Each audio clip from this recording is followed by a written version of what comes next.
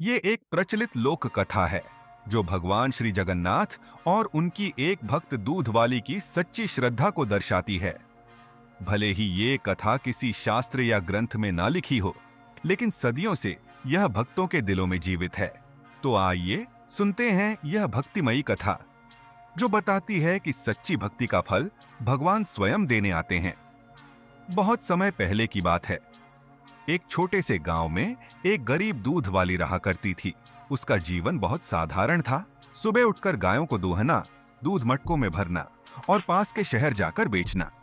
लेकिन उसके दिल में बस एक ही चीज बसती थी, भगवान श्री जगन्नाथ के प्रति अटूट भक्ति।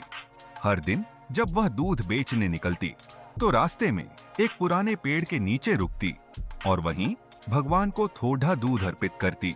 उसके पास ज्यादा कुछ नहीं था, लेकिन जो भी था उसमें से भगवान को हिस्सा देना, यही उसका नियम बन चुका था। फिर एक दिन, वो पूर्णिमा की रात थी। चांद अपनी पूरी रोशनी में चमक रहा था और हवा में एक अलौकिक शांति फैली हुई थी। दूध वाली देर से उठी थी और मन में सोच रही थी, आज तो बहुत देर हो गई, कहीं भगवान नाराज न हो जाएं। वह जल्दी जल्दी मटका उठाकर निकल पड़ी। जैसे ही वह गांव से बाहर निकली, उसने देखा रास्ते के किनारे एक दिव्य पुरुष खड़े हैं।